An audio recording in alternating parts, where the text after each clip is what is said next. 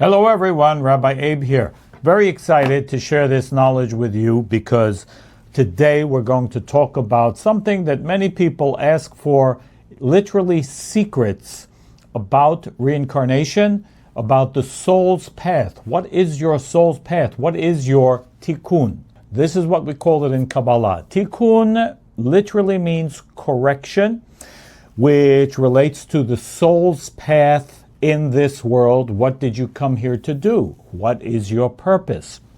And if you've ever wondered why you may seem to repeat the same things over again, the same difficulties, the same types of relationships, maybe that don't work out, the same money issues, the same types of issues that occur when problems come up, there's a reason for that, okay? And the reason, the overall word, is tikkun. It's because it's a correction. So we need to understand what that means, what the soul's journey is, because the soul's journey is not linear. We see life as linear. We have a life, we are born, and then we leave this world, okay? So lifetime to lifetime. But from a soul perspective, it's not. From a soul perspective, it's circular. So the soul's journey doesn't end until it truly completes its purpose in this world. So this world is for what we'll call the spiritual work. This is school. This is not it, at least not according to the Kabbalists. This is not the ultimate destination, but we are here absolutely for a purpose, and we need to know what that is, at least a little bit, in order to accomplish it. Now, when we do, what is the benefit? When we do accomplish, or when we are on the pathway to truly accomplishing what we came for, our life must get better. Things must improve, because there's nothing pushing me. Think about it. Think about it in the simplest way. If you're going to school and you're not getting the tests, you keep failing in the tests in school, what eventually happens, in elementary school, let's say, they leave you back, or at least they used to. You don't get to move forward. Yeah, but this is even more so in life. When we don't understand what we needed to do in a situation, and we keep doing the same thing over again without the change, without overcoming something perhaps that we need to overcome or learn or challenge, whatever it is, we need to keep repeating it over and over and over again. And that is why we repeat the same patterns in life. It is an indication, and this is already the first indication, that there's something we need to do and we are not doing it. So we want to understand how that process works a little better so we can do it a little better. And also, of course, as always, we have tools that you can use available at RabbiAbe.com. We have also instituted, and we'll see the importance of this, why it is important, a Kabbalistic astrological report to help us understand. This is the benefit. Understand what our tikkun is. What is our correction? What did we come here for? And also helping us with tools as to how to do that. I will mention some tools here in this video as well that you can use to help you on your way. So to begin with, I would like to read from the original text of the Zohar. And the original text of the Zohar is from actually called The Gates. I'm sorry, not the Zohar, but rather the writings of Rabbi Isaac Luria, the Ari. It's called the Kitvei Ari, the writings of the Ari. And he says that in the Gates of Reincarnation, that's the name of this particular book, he says, Ki chamisha shemot yesh lenefesh. There are 5 different levels or names to a soul. 5 different names to a soul. And they are called Nefesh, Ruach, Neshama, Chaya, Yechida. They are called the Nefesh, which we would translate as the crude spirit, the base soul of a person. Then Ruach, spirit, we would call that spirit, it's a higher level. Neshama is a soul. We would classify that as actually a high level of consciousness called soul in Kabbalah, neshama. Then two other levels which we don't generally, they're very high, we don't generally deal with them. There may be some rare occurrences where a person deals with these two higher levels of soul in this world. They're called chaya, a living soul, and yechida, someone who is in a unified state with the Creator. This is very, very high. And again, generally 99.99999% of the population do not deal with this, at least not in our lifetimes, okay? It's reserved for another time period, which we won't get into right now. Okay. And he says also, which is something we should know, that Omnam da ki adam atzmo hu ha'uchenut asher betoch haguf. Who is a person? Like, who are we? We are not the body, right? We're not our body. We are the soul that comes to this world, and it's enclosed in a body. But the body, he says, is only clothing. Our body is a clothing. We are our soul. Very important, okay? Oh, when you talk to a person, who are you talking to? After the first 5 minutes, are you talking to their ear? Are you talking to whatever? No, you're talking to them. Who is them? They are their soul. You are your soul. And he will explain that these different levels are achieved. Higher levels can only be achieved, how? Through Tikkun. Now the Zohar in Mishpatim, it's a section in the Zohar, makes it very clear that the portion of the Torah that deals with laws and judgments and so on has nothing to do with that, but very clearly it is about reincarnation and how every soul comes to this world to correct and to remove the negativity that it came to this world with. So please rest assured, if you are here in this world, you have a reason, you have a purpose, you're not here for no reason, and the reason is one. There's one reason why we're all here, and the purpose is called Tikkun, correction. Yes, we are all here for correction, even the nicest of us. Sometimes the Tikkun is to overcome our niceness, believe it or not, because guess what? Your niceness and being a very good person can also get you into trouble, okay? Are we here to be nice? No, that's not the reason of why we're here. We are here to overcome and learn and do according to the purpose of why we came. But if we don't know that, if we don't know what it is, then I'll tell you, it's going to be really, really difficult, if not impossible, to actually accomplish it, and we will be destined to keep repeating the same issues, difficulties, challenges, problems over and over again. So if you find that that's happening to you, then it's important to listen to the rest of this video so that you can understand how do we stop that cycle. It's a vicious cycle.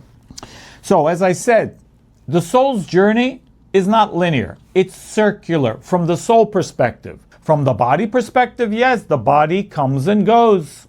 You see, according to the sages, we were originally meant, that is Adam, everything starts with Adam, in a consciousness way, not the beginning of the world, not the first, but the first creature of consciousness that could do tikkun, that is the definition of Adam, came and was supposed to live 1,000 years. So Adam and Eve were supposed to live 1,000 years. They didn't accomplish their tikkun, their correction, what they came for. I'm not going to go into it right now. But for that reason, they lived 930 years. And 70 years of those 1,000 that they were supposed to live was given to King David later on. King David lived only and exactly 70 years. Why is that an important idea? Because King David represents what we call in Kabbalah the Malchut, kingdom, or the culmination of the tree of life, and that represents the world of Tikkun, the physical world where we need to go through trials, tribulations, difficulties, and challenges in order to correct them, to create the life that we need, that we truly desire, to create the light in our life. While the Creator could very well give us everything we want and need, and that was the Creator's intention, prior to the creation, we, the souls of humanity, said, no, we don't want that. We want an opportunity to create ourselves. And therefore, the souls of humanity at a certain point in this creative process said, no, light of Creator, go away. I am going to reject you because I want the space in which I can do something. I can be a part of this creation. I can do it. I want to do. Why does every child want to do something, right? A group of them playing together. I want to do it. Let me do it. Let me do it. You know, as adults, we sort of lose this and we want someone else to do stuff for us. But as children, our soul knows we came here to do. We came here to create. That's why we're here. Again, the Creator just wanted to give us all fulfillment endlessly.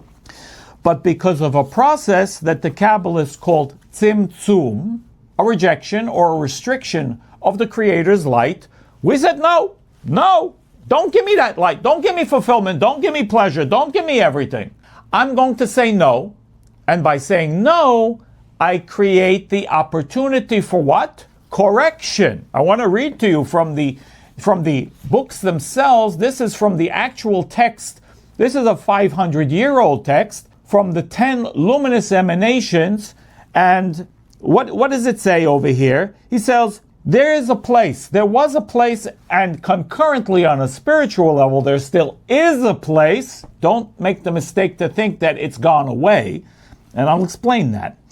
That the reality is that all the neshamot, all the souls that exist and that are destined to be created with all of their incidents until the end of their correction,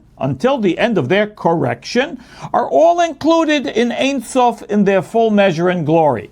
He's saying something here incredible, which we really need to, contemplate, meditate on, in order that we can really understand it on a deeper level, not on a superficial physical level. He says there is a realm that existed, and still exists, however, it has been concealed from us, where all the souls of humanity, everything, all the animals, everything, in fact, there's nothing that's not there, existed and exists now in its full measure and glory. What does that mean? In its fully manifest, full capacity, maximum potential, the highest, the best, anything that you can imagine, the highest of anything that ever we can be, we already are. Really? Where? Where is it? Where is that person? Well, again, it is not in this dimension, but it exists together with us. The Creator is giving everything, 100%, 1000% of all the abundance, all the health, all the light, all the pleasure, and we are in our fullest maximum state, beyond time, beyond space, beyond motion. That's a tough idea, but let's say that does exist. But we are in another dimension of this world where there is lack, where there is pain, where there is suffering. We, on odd occasion, connect to that other place, that parallel universe, let's call it. We do. Because the Creator wants to give us so much. And occasionally, through effort, or through consciousness, or through connection, or through tools, or through, various things that the Kabbalists teach about, we tap into that. We go above nature. We do things that we can't believe that they did. We say things that we can't believe that we even said. We accomplish things that, if you're really honest with yourself, you yourself could have never accomplished. And we know, if we're honest again, and if we can set our ego aside, wait a second, this wasn't me. This was the Creator. Yes, operating through me, hopefully, perhaps, but wasn't me. I know it wasn't me. I'm not that smart. I'm not that good. My hands, as a surgeon, can't move that well on their own. That's why everyone who is gifted, truly gifted, and we all are, we just maybe are not, have it revealed right? We haven't revealed maybe our gift. We all have our gift. But let's say the artist or the surgeon who is really honest and can put the ego aside says, I don't know how I do what I do. My hands move. The brush just moves on the canvas. The hands just, the hands are moving in the surgery and doing what they need to do. I know it's not me. Well, if it's not me, if it's not you, then who the heck is it? We understand. So there is a concept of being a proper channel. There's a way to do that. But okay, so the point is that there is another dimension in which all the light and all the fulfillment and all the blessing and everything is there. But that is not the normal physical state of our life. You know what? The environment is, if man, humankind will leave it alone and not corrupt it, nature, everything works in a symphony, in a perfect symphony, okay? But we get in the way, yes. Selfish desires get in the way. We pollute and so on. We do all the things that we shouldn't do, right? And we corrupt the environment. We corrupt ourselves. Right? We do that. But truly, the body, the human body, operates in a perfect way. Again, until we get in the way. Maybe we don't eat the right things. But it's if we had to think about every bodily function, think about it. Every bodily function, every electrical impulse, just for us to be able to raise our arm.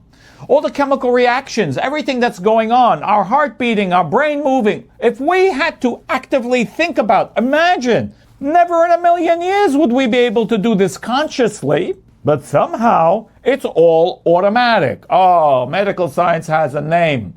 The autonomic system. Now we understand. It's the autonomic system. Yeah. And who's running that? How does that function? How is that running? Okay. All right. We really need to understand. Okay. Nothing begins in the physical level. Everything begins on a spiritual level. And the source of everything is one. It's the Creator's light, the force of fulfillment that is giving endless beneficence to this world. However, if I am not receiving it in this area or that area, or my life is just out of sync, there's a reason. And the reason is correction. The reason is Tikkun. Because there is something I'm doing that I should maybe stop doing or change, or something I'm not doing that I maybe should be doing. And I don't know what it is. I don't understand what it is. And, the Kabbalists give a simple analogy. We are not meant to know automatically by nature what our tikkun is. Why not? I mean, it's like, imagine if we never had a mirror, if we were not able to see our reflection in a mirror, could you ever see your chin? No. Could you ever see the back of your head? No. I mean, I've said this, I think, in other places, but our tikkun is a little like, it's like the haircut that you get, and then when the barber or the hairdresser, whatever it is, holds a mirror, up and shows you the back of your head. I don't know, when I cut my own hair now, okay, as you can see, how beautiful it is, but in those days when I used to go get a haircut, and he's holding the mirror up, and I'm looking at the back of my head, and I'm like, who the heck is that? I don't recognize that. I mean, it doesn't look familiar, because how much of the time are you looking at the back of your head, honestly? Unless you're standing every morning in the bathroom with a mirror to the back of your head. I think most people not doing that, maybe some are, but most people know it looks foreign. And because it looks foreign, we don't recognize it. So the Kabbalists explain, the first step in understanding our tikkun is understanding our tikkun. What is it? Coming to a recognition of it. Rav Ashlag says, when we come to a true recognition, meaning, people can tell us things all the time. We don't necessarily take the message. We can also see negativity in other people very clearly. That's no problem. We're experts at seeing what's wrong with everybody else. How much of an expert are we at seeing what's wrong with us? I mean, other people can see it way more clearly. What we need to do, I don't want to say put it in that way, what's wrong with us, but we all have our shtick. We all have our stuff. We must be able to admit that, otherwise no hope. So the first thing is, we all have things to correct. We came to this world that way. We were not innocent as a baby. They just became developed. We came with this tikkun already, and through our environment, upbringing, parents, or maybe if they abused or this, or whatever it is that they did to nurture the environment, good or bad, they assist in creating the mechanism, let's call it, by which we can do our tikkun.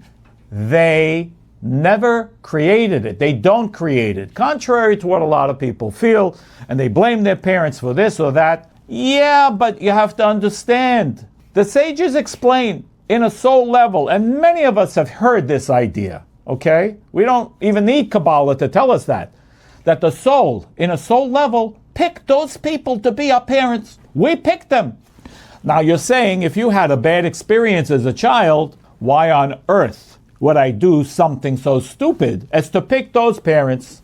Again, if you didn't have a good experience. Well, if you had great parents, you say, wow, I picked those parents. I'm great. That's great. Yeah, it is great. But if they were not so nice or, difficult parents in whichever way, we still picked them. Now, of course, then the question will be, well, why on earth would I pick such people? Now, this is not the place now to get into the whole discussion. That would be a long discussion. But suffice to say, by the way, I have a course about this called Destiny Masterclass. It's on the website. Suffice to say, I definitely had something to do with it because I chose it. And the only reason why we will choose anything, we will never choose anything other than the fact that our soul needs to experience that to foster its corrective process later in life. So if whatever I experience as a child, it's so because I need it later in life in order to deal with it, transform something about me. I can't control anybody else except myself, maybe. I mean, that's why we're here, to do that, okay? That's what tikkun is. I can't change my parents. They are what they are. They were what they were. And I mean, it sounds crazy, but in an interesting way, they have nothing to do with anything. I mean, before I understood this and before I began to learn Kabbalah, I blamed my parents for lots and lots of stuff. They didn't bring me up right. They didn't give me this, they did this, they didn't do that, and whatever. And I came to realize, well, first of all, as a parent myself, 5 kids, I came to understand that, well, wait a second. Did I make mistakes? Yeah, lots of them. So should I now feel bad and guilty about all the things that I should have done, I didn't do, and all the things I did, I shouldn't have done?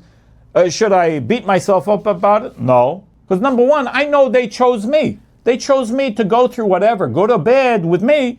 They chose it. They chose it. They needed it. And they needed it for later in their life, for whatever the reason is. I don't know. I'm not God. I don't know all the reasons, but I do know that they need it, and we needed whatever it is that we got. Our parents are only actors, as are everyone else, are actors on the stage. If it wouldn't be that individual causing me chaos, stress, it'll be someone else, another actor, filling that part. That's tikkun. That's correction, because it's something that I need. It's never, ever anything to do with anyone else. I know. It doesn't seem that way, but it is that way. That's how it works. That's how the energy functions. It's only about us and the universe.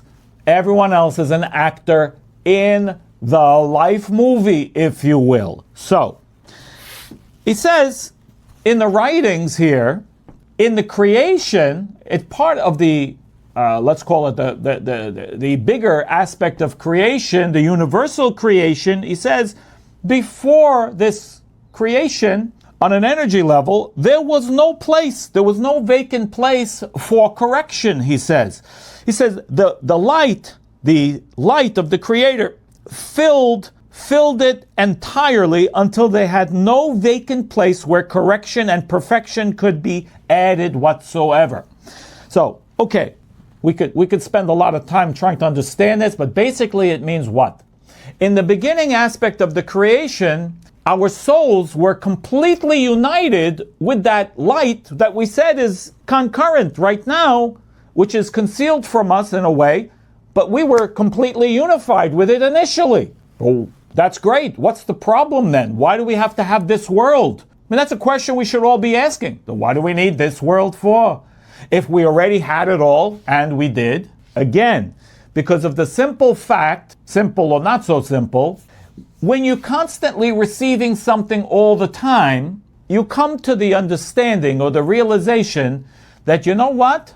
This is great, but it's not really about the receiving. Then what is it about? It's about creating what you receive. It's about the feeling of accomplishment of whatever it is that you've received. Imagine you're going to get a degree. Oh, you want a degree? Here you go. Here's a PhD. We're giving them away. Okay, that's great. No, everyone can have one. You want to win every game? Just play. Play, and you'll win every time. And everyone will win every time. Wow, such a pleasure of life, huh? Isn't that great? Getting what you want all the time. Think about that. Think deeply. When we have a need, of course, we want that need to be fulfilled. If we need health, if we need money, if we need whatever, we're lonely, we want a relationship. Of course, we're praying for that need to be fulfilled. But imagine it would only be fulfilled and it could never be unfulfilled. Think about that. It's a deeper type of thought. The fact is, we would be miserable. If we could do no wrong, if we would win every game, all we got to do is play and you'll win. All you got to do is whatever, and you'll get what you want. I will tell you, we would be, maybe it would take 5 minutes or 5 days, I don't know what. We would get tired of it, we would get bored, we would be even suicidal at the end of it. Why? Because the pleasure of life is the fact that I can accomplish something, and I can only accomplish something when it has not been accomplished, when there's nothing there. But I create it. At least I have the, I don't want to call it illusion, because we get all the help we need, but I create it. I've accomplished it. I could have failed. I could have lost the game. But because I made the effort and I practiced and I did and everything, I won. Because the pleasure is not the winning itself. It's the fact that I could have lost and I won. That's what makes it pleasurable. The fact that I worked hard and accomplished something makes it pleasurable. So is it the having that's the pleasure, that is the good feeling that we get from everything in life, or is it the accomplishment of the thing that is the real pleasure? We can be easily misled, and we often are. And that's what the Kabbalist is saying over here. The real pleasure, the reason why the souls of humanity at the time in the creative process said, no, don't give us, creators, stop giving us, stop. Because there was no ability to create, there was no ability to accomplish, there was no ability to do anything. Why not? Because I'm just receiving endless fulfillment. And while that sounds like a great idea, maybe it's not such a great idea. But the Creator just wants to give us. At a certain point, and we're not really dealing with time, the souls of humanity, that's us, all of us, we said, no, I reject this. And this is the concept which he calls Tsimsum, a rejection. We rejected and we said, no, light, fulfillment, blessing, go away. I want to create it. I need a space to create. I need a space to create. Because if you're giving me everything, I can't create anything. Everything already is. So what is there for me to create? Nothing. There's nothing to do. Nothing to overcome. No challenge. No challenge, no blessing. That's what we call the blessing. So the Creator said, okay, you want to create, go for it, knock yourself out. I'm here, always, never move, never goes anywhere. We are only in another space, as we said before, another space where we have the illusion, it's an active illusion, that oh, I will create this, I'm going to do this, because right now there's no light here. Well, the best we can do is reveal the light that is there. That's really what's going on. But again, it won't go there. But the point is, I'm gonna be the one to do it. And that is called correction. That is called Tikkun. So really, what is the meaning of Tikkun, according to the ancient Kabbalists?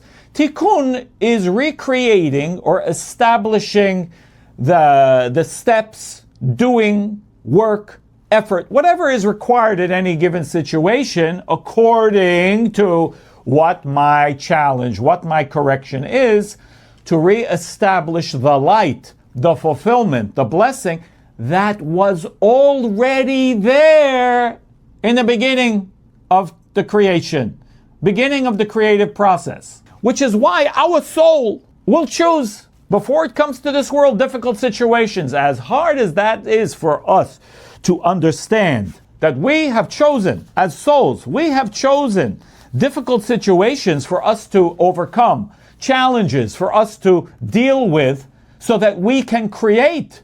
It's the creative process that activates the light and the feeling of fulfillment. You see, one thing we really, really, really need to stay away from, like poison. And you know what that is?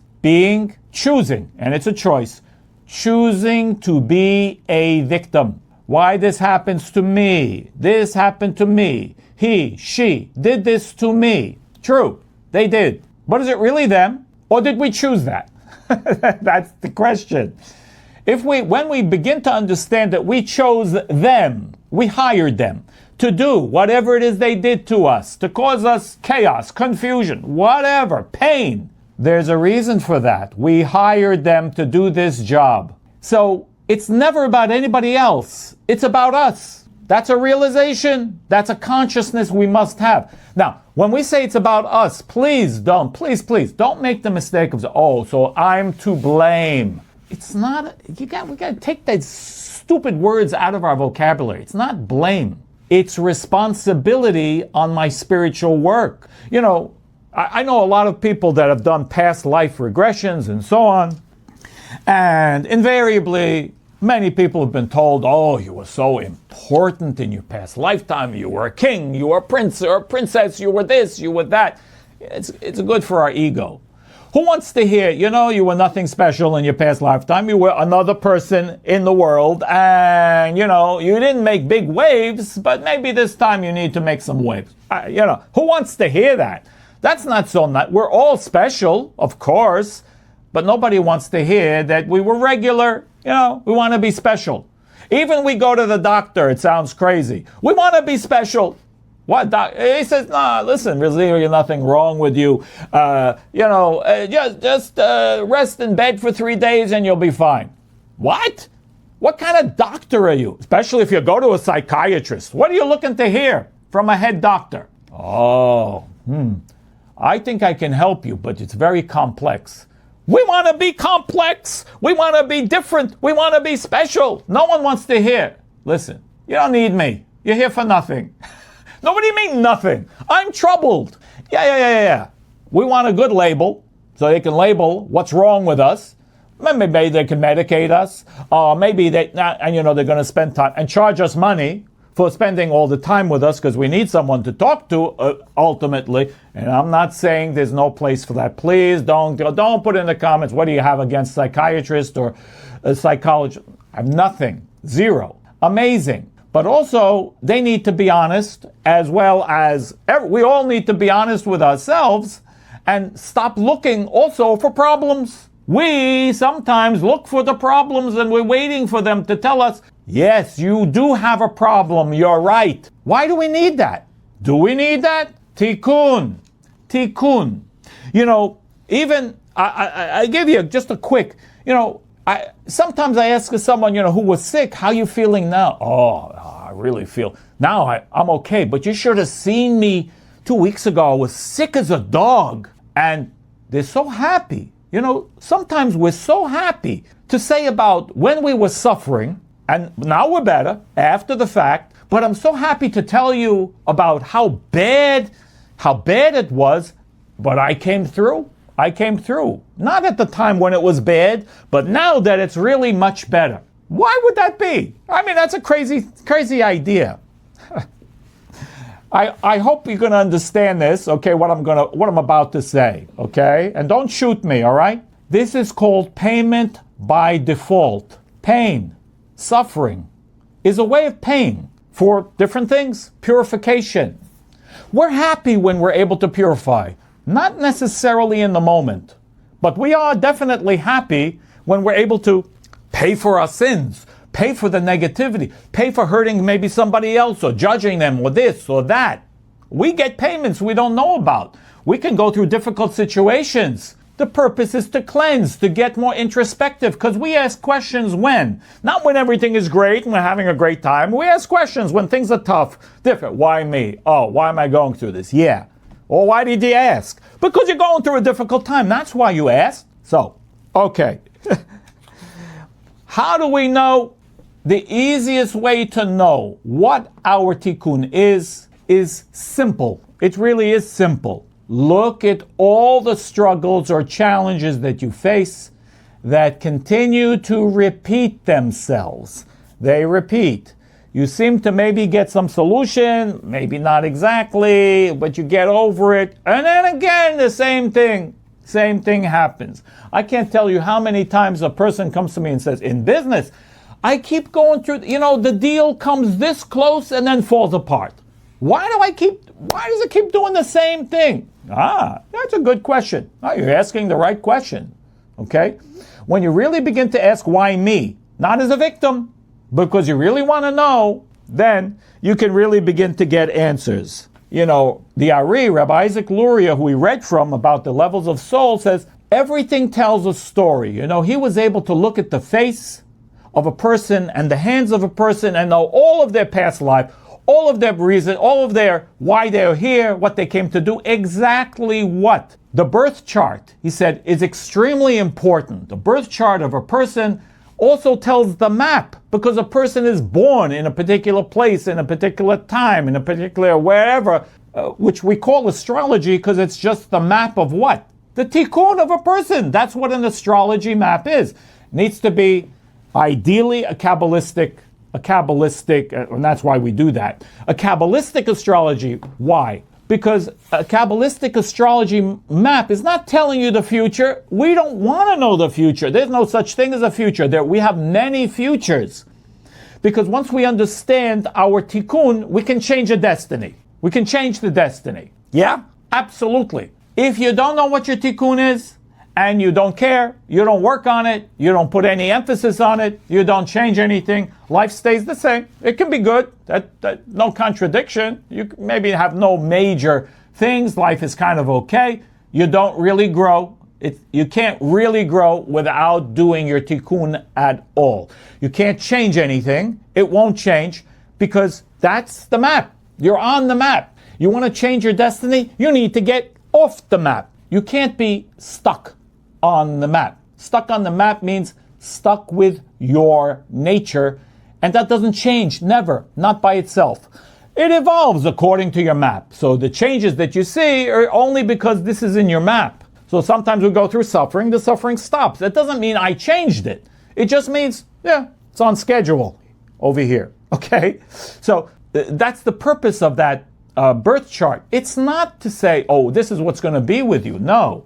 The real purpose is this is your work, this is what you need to put emphasis on, and these are the tools that you can use to overcome your destiny and go to a higher level. Get off the map. The purpose of the map, really, is to get the heck off of that map.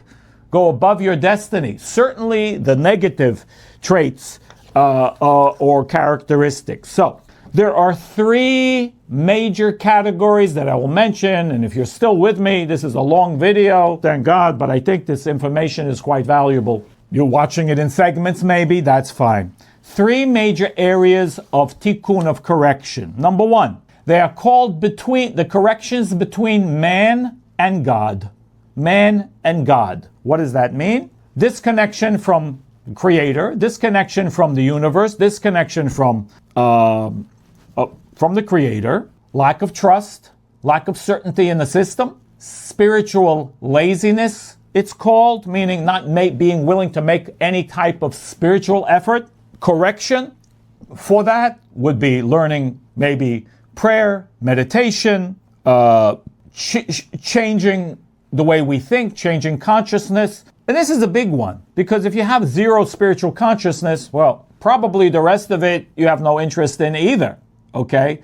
So it begins there, realizing that, wait a second, there is a larger picture here. There is a creator. I may not understand it. Doesn't mean there isn't one. And, I maybe need to learn how to connect to that creator better, in a better way. Okay, that's number one. Number two is called between us and our fellow. Man and his fellow man. Okay. Person and his fellow person. Is that better? Okay. What does that mean? Anger, jealousy, gossip, betrayal, judgment that we do on other people. And obviously it's not strangers. The most significant is not people, in the news or what. No. It between us and our, friends. That sounds crazy. Between us and our friends, the ones we judge, the ones we gossip about. Did you hear? Did you hear about, whatever. I don't even want to know. I didn't hear and I don't want to know. Okay? Okay. Correction, and these are general, of course. Empathy between us and our fellow. Resisting negative actions like judgment or gossip about other one else. And sharing, helping our fellow with, as best as we can, with what they might need. That's number two. Number three, the tikkun within ourself. Tikkun within ourself. What does that mean? Oh, it's a big one. Shame, guilt, self-sabotage. I mean, why would we do that? Self-sabotage, low self-worth, low self-esteem, low self-confidence. All of the above and more. Of course, that there's no time to mention. What do we do for that? Well, the correction is actually, I would say, maybe one of the more difficult than of the other two. Why? Because the real correction for low self-confidence, low self-worth, guilt, because if you feel guilty or if you feel low self-esteem, well, ask yourself a simple question. What do you feel you should have high self-esteem about? What do you feel you should love about yourself right now? Well, I'm a nice person. I mean, well, there's no real prizes given away for being a nice person. There's lots of nice people in the world. No. What am I doing above and beyond being a nice person, being a good person, being not cheating on my, my income tax? What is beyond that? What am I doing to contribute to the world? Do I really help others out of my comfort zone? Do I really share? Do I give charity? What do I do? A girl came to me one time and said, I really, really want to learn how to do self-love. I don't love myself. And I said, well, wait a second. And I tried to explain to her this idea. And I just gave her a simple analogy. I said, you know what? Let's say you pass a lake and you see someone struggling in the water. And you have to make a really quick decision because maybe they're going to drown. And you're not a great swimmer, or you're going to make an effort, or they're going to drown. So at your own, risk, I mean, you're not, oblivious. You can swim a bit, but, you're concerned. You jump in, and guess what? You manage to save them. You saved their life. You get out of the water. How do you feel? Do you still, at this moment, do you feel low self-esteem? Do you feel you don't love yourself right now? I guarantee you, I can sign for you that you feel great about yourself. You love yourself. And at this moment, at least, you feel great self-esteem. Why? Because you really shared outside of your comfort zone. Self-confidence comes from the degree of how much we are willing to go outside of ourselves for the sake of others. That's the big secret. That's the big formula. And again, that doesn't mean I say yes to everyone who wants something from me. No, that can also give you a bad self-esteem. When you say yes over time and you're the nice person and you're in the nice person syndrome, that's not what I'm saying. But when it's difficult for you and you go out of your comfort zone to the degree that I go outside of myself, and that goes for all the things in number 2. I want to gossip. I shut my mouth right now.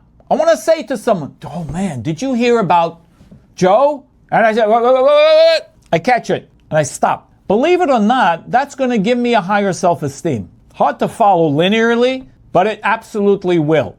I want to judge someone. And instead, in my mind, even though there's no real good reason from my perspective to do that, I bless them. Instead of judging them, I bless them. And I say, you know what? I give them the benefit of the doubt. They don't know, they didn't know, whatever, they don't understand, whatever. I make an excuse for them, as difficult as that might be, and they don't deserve it, but I do it anyway. These little tricks will help us raise our self-esteem. You know why? Because it reveals more of our soul. Our soul knows why we came here. It is to do Tikkun. Our soul knows exactly why we're here. And why it's not here ever is to ever take away anything at any level from any other creature, being, never to take anything away, certainly from another person. It is always to somehow, if it's possible for us, to learn how to give or share with that individual what is in their best interest. Again, that doesn't mean giving whatever they want and so on. That doesn't mean that. When we say what's in the best interest of an individual, it really depends, but we need to come to the awareness and the consciousness that we can make those determinations. We need to use our good judgment rather than our selfish judgment. Instead of making ourselves feel better, judge on their behalf and give them the benefit of the doubt. Okay, and here's a mantra. We'll close with this mantra. The mantra is this: I came to transform, not to suffer.